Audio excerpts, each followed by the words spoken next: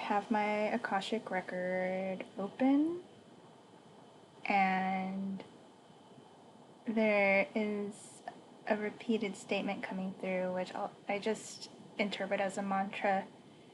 And God, what was it? I just lost it.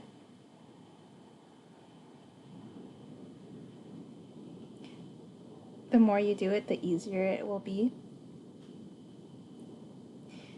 And I had just taught like a 2-session class specifically with my Akashic invocation. And mantras were also coming up for people. And so I had just asked, and I wanted to turn on my webcam for this. I just asked my record. I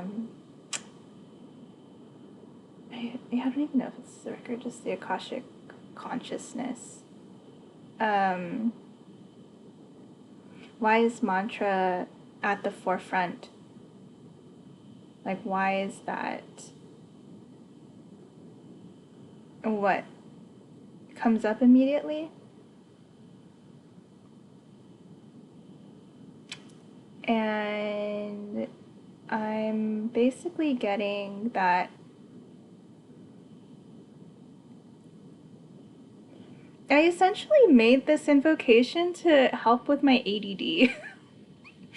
And I created it in Leah Garza's Akashic Mentorship Program. Please check out Leah's work.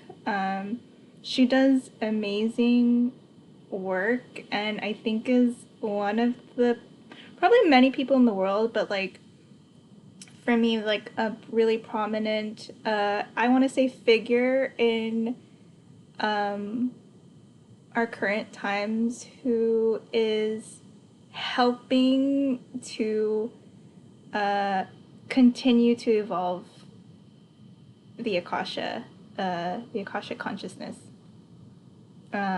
through her studies and through her work.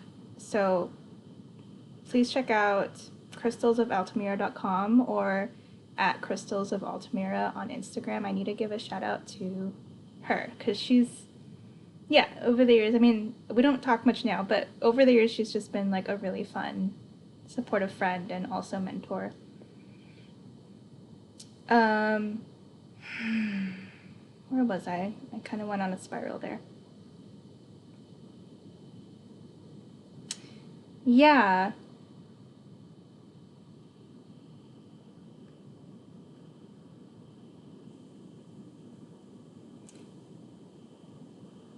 So when I created this invocation, I had no idea that it was going to help my brain. Like, I had no idea that it was actually going to change the rate at which I think. I had only found this out like a month or two ago when I had opened the records with a friend.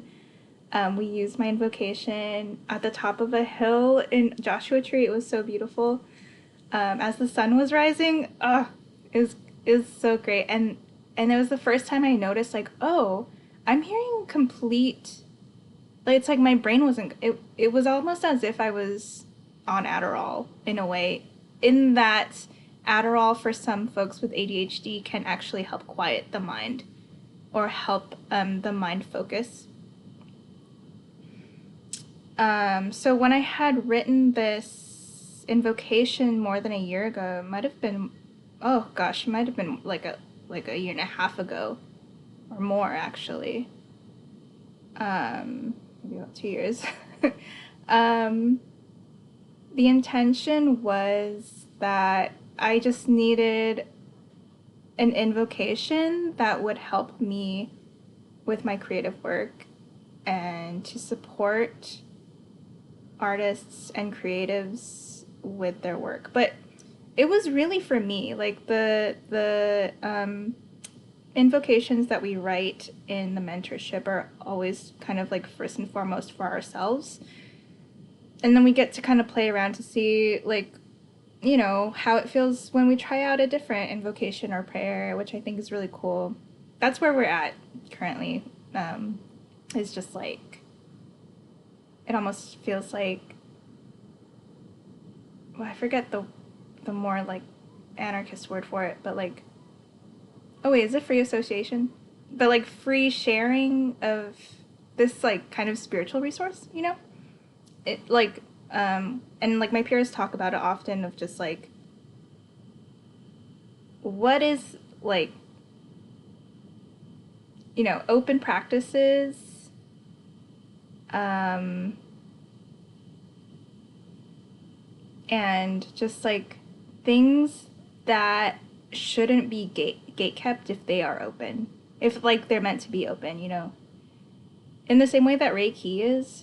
Like, yes, Reiki by the word, by its own word, is like, obviously it comes from you know, the ancestral lands of Japan, and also it doesn't belong to Japan. We call it Reiki, and maybe that's like the word that we use most often, but in so many cultures we work with energy, whether that's energy cultivated through the earth or energy that's cultivated through the heavens.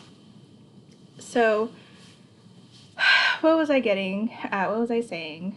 Oh yeah, going back to the beginning.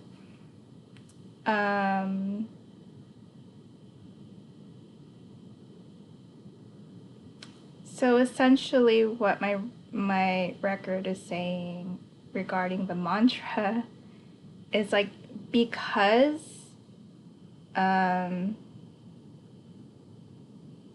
there's almost this like laser pointed focus that my mind has when I open my record with this invocation. A mantra like is immediately enters to support our consciousness in all directions. And the way that they're showing it to me, it's almost like a diagram. It's like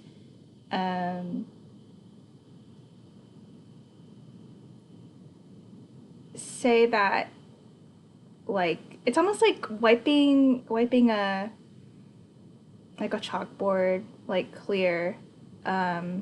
So kind of imagine your consciousness, your conscious mind, subconscious mind, and unconscious mind. And just imagine that they're wiped, all of it. It's just clear. It's clear. The mantra, and usually a positive mantra, or what, at least what I've, some of the feedback from folks I've taught this to, yeah, it comes in. And so what that does is that it settles into the subconscious and energetically moves from the subconscious into the conscious mind and down into the unconscious mind. So, and yeah, the records are saying that it's there to provide energetic support, but it's also the foundation of some kind of structural support in our mind. Because, yeah, mantra is just a single point on a belief, or like belief system. And so it's almost working. I don't know, that feels like an interesting healing aspect, where something is kind of working us, and we don't have to do much. It's almost like, yeah, this idea of like, let there be ease in the work that we do and in the gifts that we are to share while we're here. So yeah, that's what I want to share, is mostly like, yeah, my process, a bit about the process, and then like kind of answering this question that I had about why mantras are at the forefront of the specific akashic invocation.